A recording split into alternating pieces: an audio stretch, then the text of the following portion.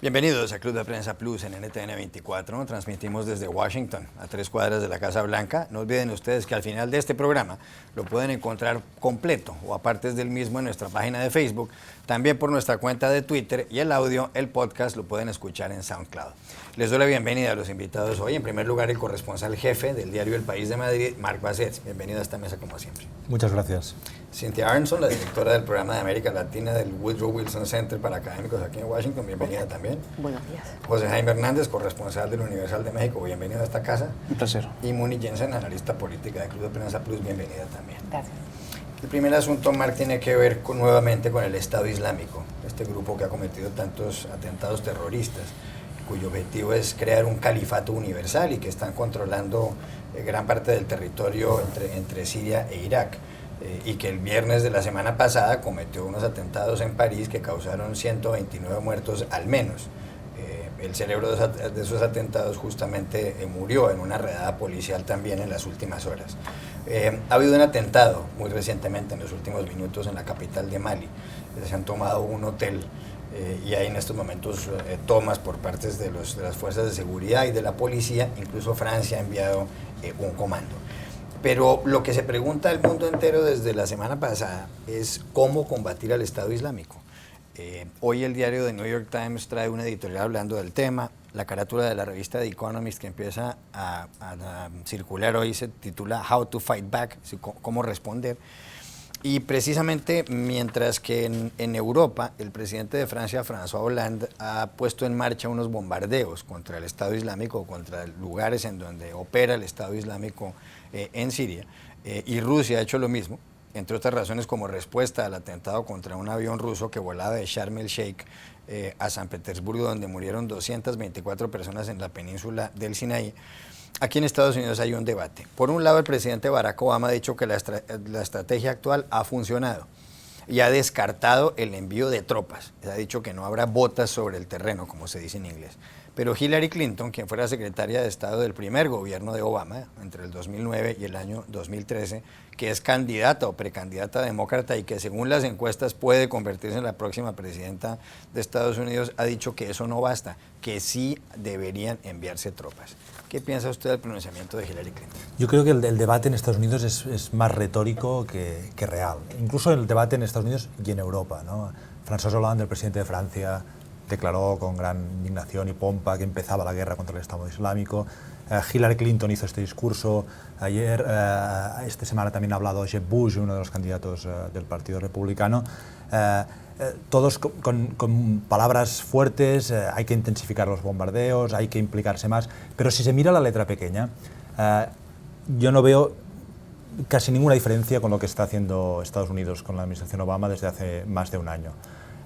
Hay diferencias de matiz, hay variaciones sobre el mismo tema, pero nadie ha propuesto una alternativa a lo que Estados Unidos está haciendo, que es bombardear en Irak y en Siria y enviar lo que aquí se llama asesores, ¿no?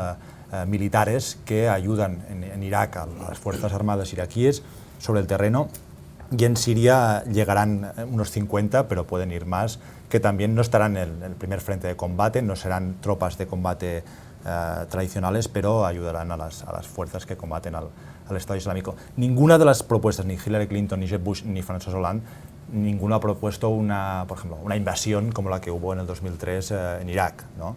Que sería una posible solución. ¿Por qué no? Invadir Siria, Irak y expulsar al Estado Islámico. Ninguno ha propuesto, miremos en el sentido contrario, tampoco desentenderse y retirarse completamente, ni siquiera el candidato a la izquierda de Hillary Clinton en el Partido Demócrata, Bernie Sanders, dice, marchémonos, hoy no está en contra de la guerra, dice, hay que seguir con esta estrategia. El problema, yo creo, el gran problema es que la estrategia de Barack Obama no ha funcionado o no está funcionando plenamente. Ya lo dijo Obama cuando empezaron los bombardeos hace un año, esto requerirá mucho tiempo y no será fácil, pero no hay ninguna alternativa, más allá de las palabras y de la retórica, ninguna alternativa clara a lo que ya está haciendo Estados Unidos. El republicano que más agresivo es y más halcón es Lindsey Graham, que es un candidato senador con pocas posibilidades de salir nominado. Dice que hay que mandar 10.000 tropas a Irak y y a Siria. Bueno, ya hay 3.500 en Irak, tropas de estos asesores militares, y en Siria, como decía, hay 50 y puede haber más, pero ni siquiera los más agresivos están planteando una alternativa clara y totalmente distinta de lo que está haciendo la administración Obama en estos momentos. Ciencia, ¿por qué habrá dicho Hillary Clinton que hay que enviar tropas? Estoy solamente de acuerdo en parte con lo que acaba de decir. Yo creo que no descarto la parte de la política doméstica para mostrarse fuerte, para tener una propuesta que se ve con músculo. Pero yo creo que lo novedoso de la propuesta de Hillary Clinton es que no está hablando de una invasión de decenas de miles de tropas, sino de mandar tropas de fuerzas especiales para combatir, no para asesorar, sino para combatir, porque justamente las campañas de bombardeos no han funcionado, no han sido suficientes. Entonces yo creo que es según ella, un uso de la fuerza militar inteligente, precisa. Y la crítica de la política del presidente Obama es que quería salirse de Afganistán, de Irak, sin pensar mucho en las condiciones en el terreno mientras se respondía a la demanda política doméstica para irse de estas guerras. Entonces mucha gente está diciendo que en vez de enviar y mantener un cierto nivel de tropas, retirarlos de forma abrumadora, creó las condiciones sin seguridad para un crecimiento del Estado Islámico. Entonces la pregunta es cómo responder. Dicho esto, pensar que la solución solamente podría ser militar es un enorme error. Y yo creo que la gran falla desde el 9/11 en Estados Unidos es la falta de una estrategia para combatir ideológicamente al Estado Islámico, para hacer frente a estos discursos tan radicales con otro tipo de propuesta más allá de tropas. ¿Y eso cómo se podría hacer? Yo creo que es una política de décadas, pero habría que entrar en los países donde hay mucha marginalización, donde hay odio, incluso en los barrios pobres de los estados y los países de Europa, y trabajar muy fuertemente, no solamente con programas de Voz de América, pero trabajar en serio con la comunidad musulmana que no está de acuerdo con la política de estos radicales, que son, después de todo, una minoría. Jaime Hernández. Yo coincido plenamente. Yo creo que la enorme dificultad que ha tenido la administración Obama y otras administraciones anteriores es que para realmente encontrar una estrategia que compita con la estrategia del Estado Islámico es muy complicado. ¿Por qué razón? Porque, en primer lugar, Estados Unidos se enfrenta a una entidad que ni siquiera es un Estado, no tiene fronteras definidas, no tiene un ejército regular, tiene células durmientes en Europa, algunos elementos solitarios en Estados Unidos. Y, como dice bien aquí, yo creo que mientras no se combata la raíz de todo esto, mientras no se combata el ambiente, el contexto del cual ha surgido el Estado Islámico, será muy difícil. Y me refiero a falta de oportunidades, analfabetismo, extremismo religioso, sobre todo en el caso de los jóvenes, falta de oportunidades y este sentido de propósito ante la vida. Eso es lo que ha básicamente alimentado no solamente a los jóvenes que siguen combatiendo como parte del Estado Islámico, sino sobre todo los inmigrantes que viajan desde países como Bélgica o Francia, donde se les ha castigado, donde se les ha tratado como ciudadanos de segunda, de tercera y hasta de cuarta. Esos ciudadanos que sienten que no pertenecen a esos estados donde han crecido, donde sus padres emigraron, sí se sienten identificados con el Estado Islámico. Por tanto, armar una estrategia que contrarrestre todo esto, que satisfaga el hambre de estos jóvenes por tener un futuro mejor, una educación, yo creo que va a ser muy complicado y eso no se va a resolver efectivamente por la vía militar. ¿Le sirvió a Hillary Clinton electoralmente haber dicho lo que dijo? Haber dicho que vale la pena enviar soldados para combatir al Estado Islámico, porque el 53% de los estadounidenses, según la última encuesta Gallup, están en contra del envío de tropas, y ese porcentaje es aún mayor dentro de los demócratas, que son los electores de Hillary Clinton. Yo creo que ella pronunció lo que fue un discurso de campaña, este planteamiento que hizo, me imagino ella sentada con sus asesores, suficientemente alejado de Obama como para marcar una diferencia, pero no demasiado radical como para alienar a su partido demócrata.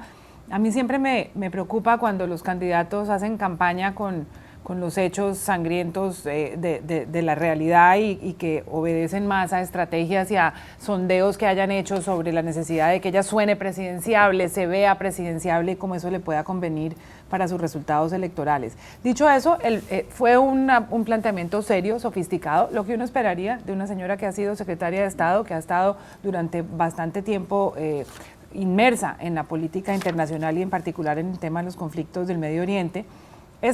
Coincido con Mark, prácticamente idéntico a lo que ha planteado Barack Obama, con unas sutiles diferencias y sobre todo con una diferencia de tono.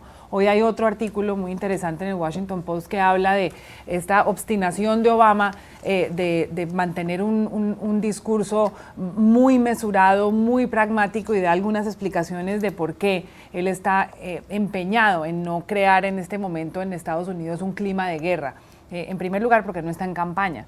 Y en segundo lugar, porque él insiste, tercamente, repito, que la forma como se pueden combatir estos males es fortaleciendo económica y políticamente a Estados Unidos, y que cada vez se vuelva el país más importante del mundo otra vez. Y ese es el empeño que él tiene, más que crear un clima de zozobra y de gran solidaridad alrededor del miedo, es seguir trabajando en aquellos temas que hacen que este país sea y cada vez más fuerte. De hecho, económicamente ya lo es.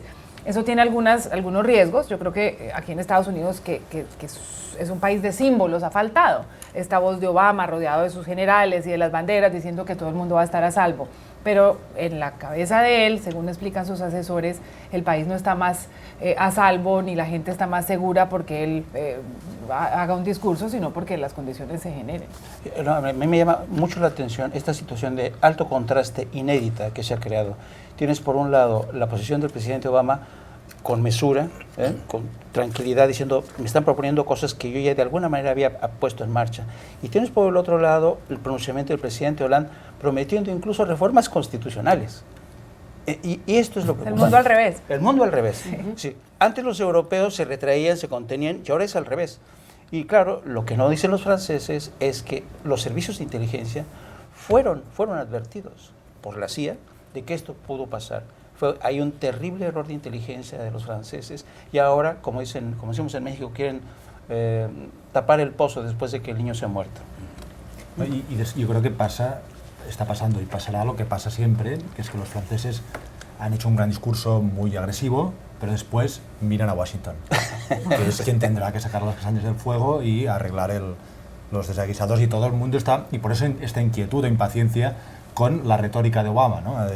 Esta retórica tan cauta que contrasta con lo que estamos oyendo en París, ¿no? ¿Por qué, Cintia, estará Obama, como dice el diario The Washington Post, con esta estrategia de keep calm and carry on, es decir, de mantenga la calma y continúe? Dice el Washington Post que llama la atención que un hombre tan elocuente como Obama no haya echado más discursos, pronunciado más discursos con respecto a lo que está pasando, quizá de una forma más agresiva frente al Estado Islámico. Bueno, está pensando más que nada en su legato como presidente, y yo creo que los asesores de él piensan firmemente y con alguna razón que Irak y Afganistán no van a ser, y Siria incluso, no van a ser los poderes y las potencias del siglo XXI. Entonces quería dar un viraje hacia el Oriente, hacia China, todo el acuerdo de comercio transpacífico, el TPP, y tener otro tipo de estrategia propositivo.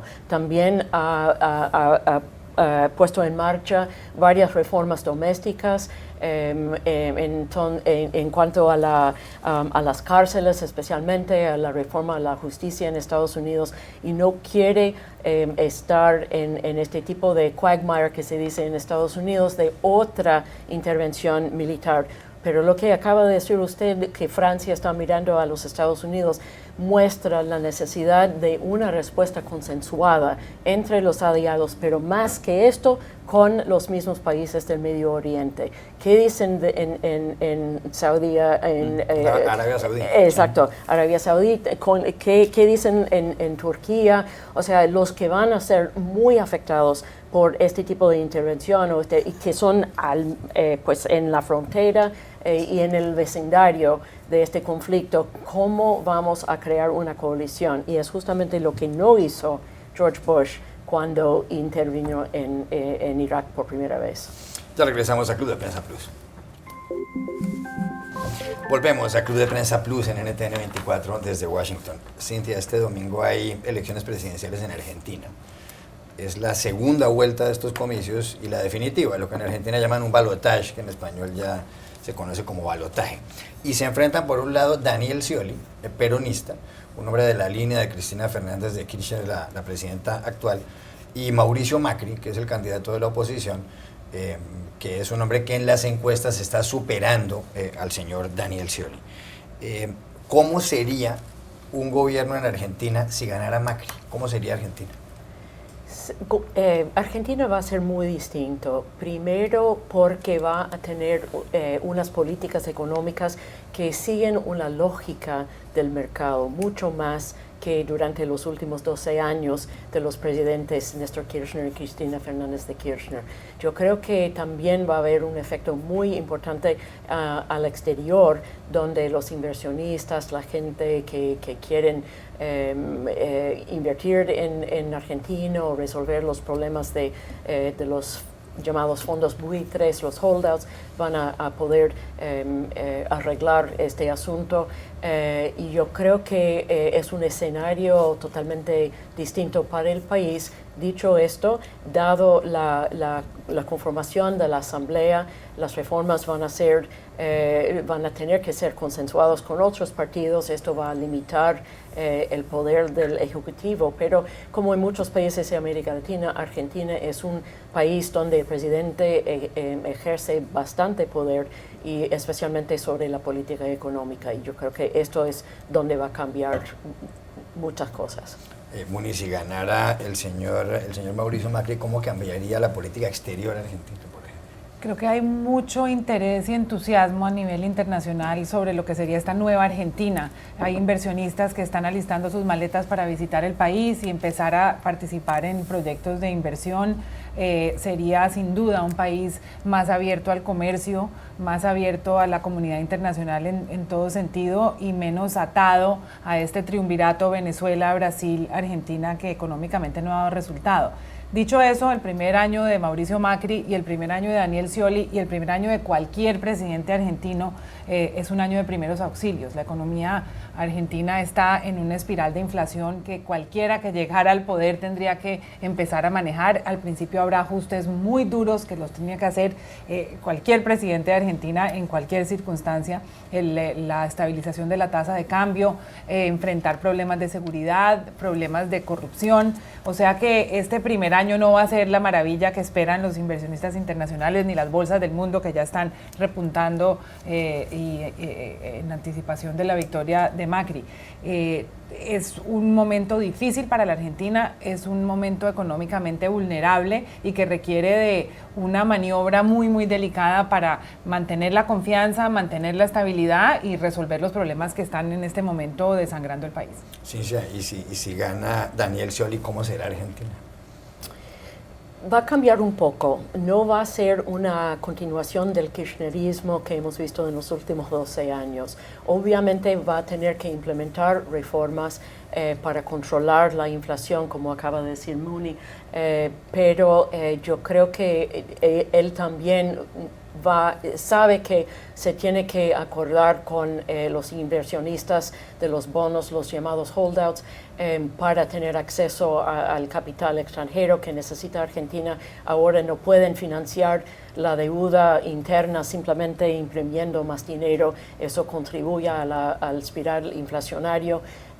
Y yo creo que va a tener que poner en marcha una serie de reformas, incluso acabar con el mercado paralelo para dólares. Ahora el peso oficial es a como 9 punto pico al dólar, y en la calle uno encuentra hasta 15.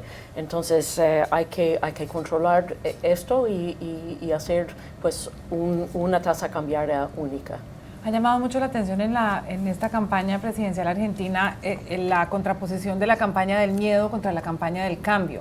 Después de la primera vuelta donde fue derrotado Daniel Scioli, hubo una especie de advertencia por parte de los sciolistas de que iba a haber una enorme campaña, una guerra sucia contra Mauricio Macri, donde se le recordaba a las personas o se le amenazaba que si ganaba Macri iba a regresar a la época de las dictaduras, que iba a regresar el Fondo Monetario a tomarse la economía argentina, y que era un real peligro una presidencia de Macri, mientras que Macri se ha centrado toda su campaña sobre la ilusión, el cambio, una nueva cara para la Argentina, y creo que se muestra mucho el entusiasmo que hay, no solamente por parte de los inversionistas internacionales y por parte de la comunidad empresarial, sino de los mismos argentinos, de pasar la página después de 12 años de una creciente, digamos, endurecimiento del kirchnerismo que llegó a un punto de agotamiento. Macri ha dicho que si gana las elecciones Scioli, la Argentina continuará exactamente igual.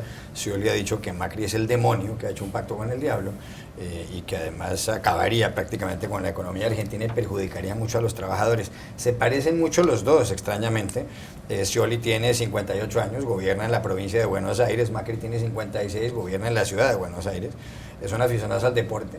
El señor Scioli se dedicó muchos años a la motonáutica, incluso sufrió un accidente y le amputaron el brazo derecho. El señor Macri ha sido presidente del Boca Juniors hasta el año 2008.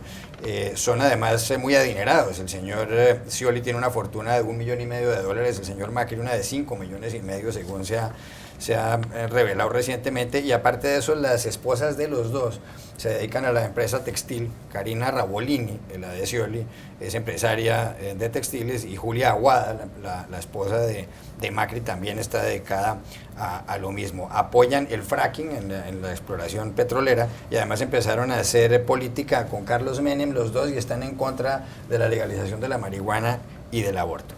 Cambio de país, José Jaime Hernández, y hay noticias de México. El Pew Research Center, el Centro de Investigaciones Pew aquí en Estados Unidos, acaba de revelar un estudio según el cual, si uno analiza las cifras del censo estadounidense, ahora resulta que hay más mexicanos yéndose de Estados Unidos a México que a la inversa. Hay muchos menos que están viniendo de México a los Estados Unidos. Del año 2009 al 2014, más de 1 millón de mexicanos emigraron de Estados Unidos a México, es decir, regresaron a su país. En cambio, en sentido contrario, vinieron 870,000. El año pasado fueron capturados en la frontera porque la habían traspasado de manera ilegal desde el límite con México. 230,000 personas, es la cifra más pequeña desde 1971.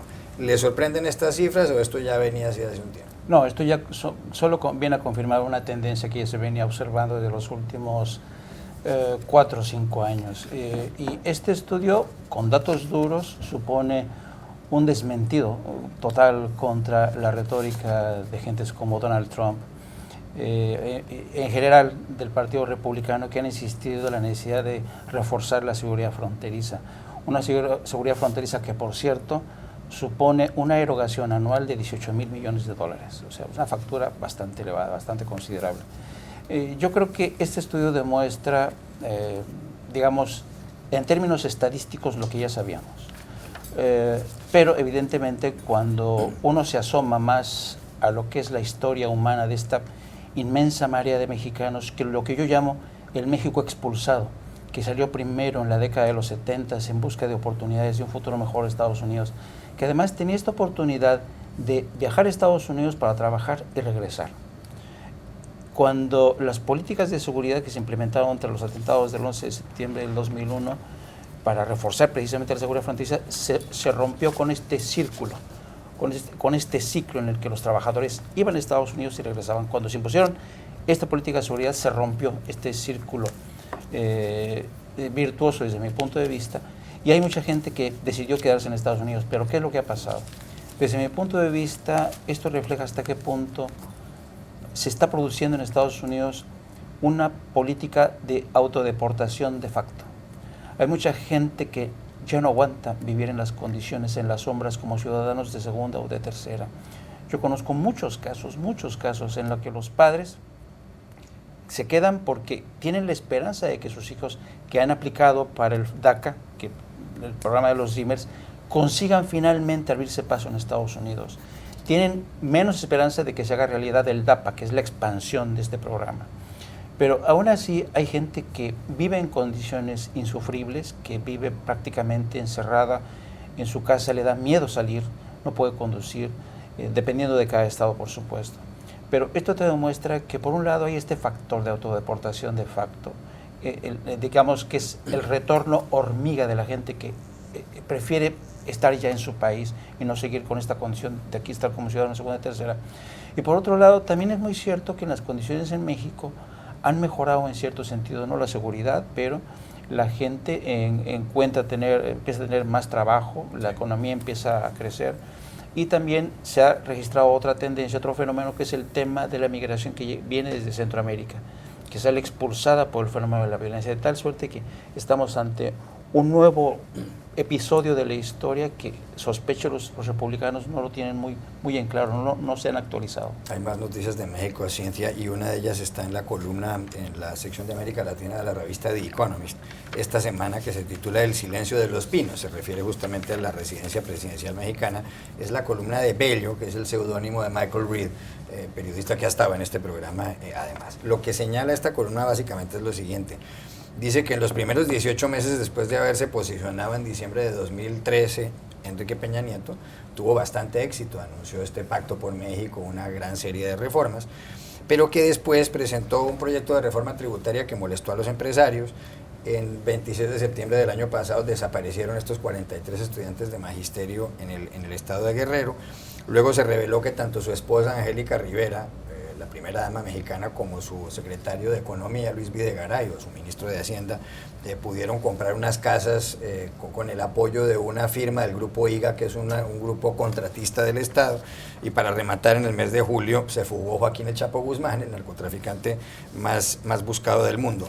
Señala el artículo que la falla más sorprendente de Peña Nieto es una falla política, a pesar de haber llegado con tanto respaldo al poder, y dice: paradójicamente, el presidente que piloteó reformas ambiciosas ha demostrado ser un incapaz para reaccionar ante los acontecimientos. Y a eso lo llama Héctor Aguilar Camín, el escritor mexicano, el silencio de los pinos. Dice que Peña Nieto es incapaz de responder. ¿Usted está de acuerdo con ese análisis? Estoy de acuerdo en parte. Yo creo que el gran apuesto del presidente Peña Nieto al principio fue un intento para cambiar la conversación de los problemas de seguridad, la confrontación con los narcos que puso en marcha Felipe Calderón durante su sexenio, y cambiar pues la conversación y hacer cosas económicas muy importantes como la reforma energética, que por primera vez en la historia de México abrió el sector petrolero a inversionistas del exterior. Y yo creo que ahí tuvo un gran éxito, pero la otra parte, la falta de gobernabilidad, la inseguridad que estaba viviendo la gente en las zonas donde los narcos estaban enfrentados, o en zonas de control de los mafias de drogas, no había cambiado. Entonces fue como un intento para cambiar la imagen sin hacer frente a estos problemas fundamentales en el país. Y poco a poco, especialmente con la desaparición de los estudiantes en Guerrero, estos problemas explotaron en los titulares de los periódicos, en el imaginario no solamente de mexicanos, sino de gente en el exterior. O sea que estos problemas estaban sin resolución y había que enfrentarlos. Entonces son problemas muy arriesgados y no va a ser muy fácil construir lo que se llama el imperio de la ley, proteger a los derechos humanos, transformar la justicia mexicana. O sea, hay una agenda amplia y hay que hacer frente a esto. ¿Es incapaz Peña Nieto a la hora de reaccionar ante los acontecimientos, como dice The Economist? Sí, yo creo que sí. Yo creo que la crisis, que de alguna manera fue como una avalancha que se le vino encima al presidente, lo retrató en su exacta dimensión como estadista. Demostró que tiene pocos reflejos y que de alguna manera defraudó a aquellos que pensaban que era el exponente de un nuevo PRI, de un PRI más moderno, más abierto, que había evolucionado. Y esta crisis te demostró hasta qué punto ese PRI que encarna él no había evolucionado. Todavía es necesario, digamos, un cambio a nivel genético, diría yo, porque el tema de la corrupción que acompañó con el escándalo de la Casa Blanca de su esposa o con los intereses creados con las compañías que orbitaban en torno a su círculo de poder, te demuestran hasta qué punto el PRI necesita cambiar de chip y urgentemente, porque la sociedad civil mexicana ya no permite este tipo de cosas, ya no permite la frivolidad, ya no permite la corrupción, ya no permite estas crisis brutales en el tema de los derechos humanos y de la inseguridad, de tal suerte que yo creo que sí, el presidente tendrá que actuar y tiene que haber una transformación de fondo, porque muchas veces cuando hablabas de la intención de modificar la narrativa, que esa fue la intención, nunca va a haber un cambio de narrativa si no viene acompañada por hechos, nunca. Si no tiene resultados, no hay cambio de narrativa. Es imposible. Yo no soy tan pesimista y creo que el gobierno de Enrique Peña Nieto es uno de esos que se va a ver mucho mejor con el retrovisor de los años y que cuando se evalúe este sexenio va a haber algunos logros que en este momento están opacados por los titulares y por la fuga del Chapo y por los escándalos que dominan los periódicos, y es la economía. En este momento los números de México son muy sólidos en un continente que está sufriendo muchísimo. El aumento y la reducción de la dependencia de la economía mexicana en los productos primarios ha sido una bendición. Y el auge de la manufactura mexicana en este momento tiene la economía creciendo poco, al más o menos 2%, pero al lado del resto del continente son números bastante sólidos. La inflación a menos del 3%, comparémosla con cualquier vecino y queda muy bien parado, y un desempleo menor al de Estados Unidos, 4,9%, y parte de los que se han devuelto a México lo han hecho y lo han dicho por considerar que las condiciones en ese país son parecidas laboralmente que en Estados Unidos. Entonces yo creo que cuando se alcancen a ver los impactos de las reformas, la energética, la tributaria, la educativa que ha hecho México, es posible que la calificación de Enrique Peña Nieto suba un poco. Y el Fondo Monetario esta semana respaldó sus políticas. Ya regresamos a Club de Prensa Plus. Volvemos a Club de Prensa Plus en NTN 24. Mark publica el diario de Washington Post un artículo sobre las donaciones de la familia Clinton. Bill Clinton, el expresidente, y Hillary Clinton, la actual candidata presidencial, en los últimos 40 años han recaudado $3.000 millones de 336.000 personas. Para la Fundación Clinton han conseguido $2.000 millones y los otros 1.000 millones en donaciones para las campañas de ellos. Para la Fundación Clinton, quien más dinero da, todos han dado más de $25 millones. Los que más han donado son la Fundación de Bill y Melinda Gates y la Fundación del señor Frank Yustra. Y después, cuando uno ve quiénes son los mayores donantes para la campaña de Bill y Hillary Clinton, Haim Saban, el presidente de la cadena de televisión Univision, con su esposa, han dado $2.420.000, y luego en el puesto 4 está Steven Spielberg, que ha dado más de $2 millones. George Soros ha dado más de $1.300.000. Una máquina de hacer dinero. Sí, realmente sí. Y yo no lo veo mal, es decir, no veo que sea criticable. Llevan 40 años en política, han tenido mucho éxito, sin duda. El presidente, ella ha sido senadora, ha sido secretaria de Estado, quiere ser presidenta. Y en este país, para hacer política y para llegar lejos, hay que recaudar mucho dinero. Esto de un lado, y de otro, Bill Clinton y su familia han creado una fundación que, hasta que no se demuestre la contraria, ha hecho un trabajo muy positivo, filantrópico. Es verdad, con contactos con muchas personas y entidades que puede dar pie a conflictos de intereses, pero para eso está la prensa, para poner la lupa, como ha hecho el Washington Post con esta recopilación tan exhaustiva de los donantes. Es decir, me parece una prueba de la capacidad política de la familia Clinton. 30 segundos, Munilla. Yo no lo veo tan bonito. Me parece que el hecho de que hayan tenido que reenviar sus declaraciones de impuestos, donde se les había olvidado poner algunos discursos por los cuales habían cobrado y donde también habían olvidado declarar algunos dineros de gobiernos extranjeros, hacen que el trabajo del Washington Post lo deberían replicar más medios de comunicación, y la Fundación Clinton debería estar sometida, sobre todo en esta época de campaña, al mayor escrutinio. 30 segundos, Jaime Hernández. Yo creo que a ninguno de los que estamos en esta mesa nos ha sorprendido esta historia. Todo el mundo sabíamos la relación de los Clinton con el poder del dinero, Wall Street, etcétera. Pero el ejercicio que ha hecho el Washington Post se me hace fascinante, porque es la radiografía de esta relación incestuosa entre el poder político y el poder del dinero. Y yo creo que vale la pena para la salud democrática de este país que se sepa quién está detrás de los políticos. Otros 30 segundos, Cintia. No lo veo como extraño que políticos, especialmente un expresidente, tenga acceso a esta gente con tanto dinero. Lo que habría que replicar es el mismo ejercicio con el Partido Republicano para ver los donantes, pero justamente lo que acaba de mencionar va en sentido contrario a lo que está pasando en el país, donde hay menos transparencia a los grandes donantes, y esta política fue consagrada por la Corte Suprema de Justicia. Ya regresamos a Club de Prensa Plus. Volvemos a Club de Prensa Plus en NTN 24 desde Washington. Marc Balcells, ¿para quién fue esta semana una semana fatal?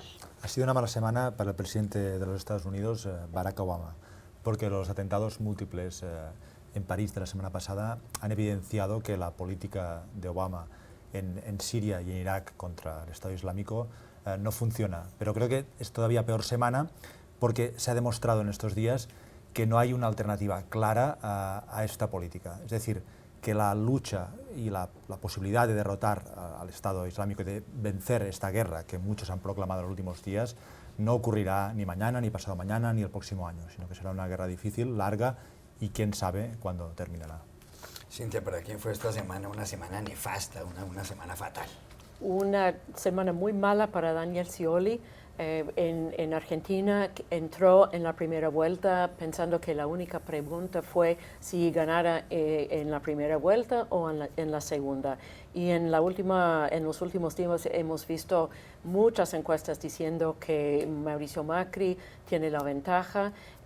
Tuvo un debate presidencial por primera vez en la historia de Argentina, donde él tuvo que estar presente, se había negado a participar en el debate antes de la primera vuelta. Finalmente lo hizo y se presentó pues de manera muy mal. Estaba casi enojado, sorprendido, molesto por las preguntas, y no supo que estar en un debate presidencial es una cosa distinta al dar un discurso a la base en su apoyo. Así que yo creo que la sorpresa de estos últimos acontecimientos le ha tocado fuerte.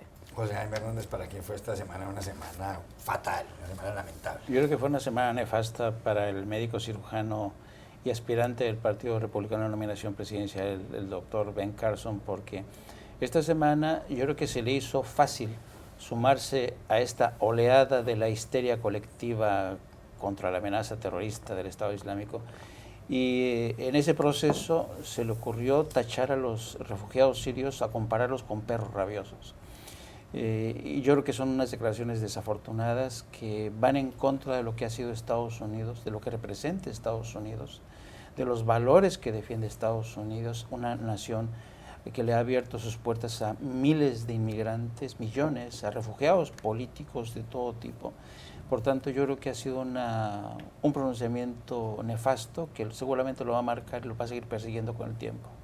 Munilla, ¿para quién fue esta semana una semana fatal, una semana como para no recordar? Para José Pekerman, el argentino director técnico de la selección colombiana de fútbol, Colombia perdió esta semana en casa en las eliminatorias sudamericanas para el Mundial de Rusia del 2016, perdió 1-0 en Barranquilla, con una selección desordenada, sin estrategia, sin ningún tipo de coherencia, ante una Argentina que tampoco es un equipo muy fuerte. En este momento tiene una triste numeración, está de cuarta Colombia en la lista, está de número 7 en la lista de países suramericanos, con solamente 4 puntos tras haber tenido una sola victoria, un empate y 2 derrotas.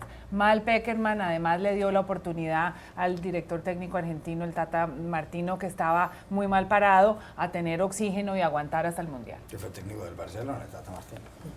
Gracias por haber estado aquí, Marc Grasset, gracias Ciencia Armstrong, gracias José Ángel Hernández y gracias también a Muni Jensen. Y a ustedes los espero nuevamente el lunes en Club de Prensa.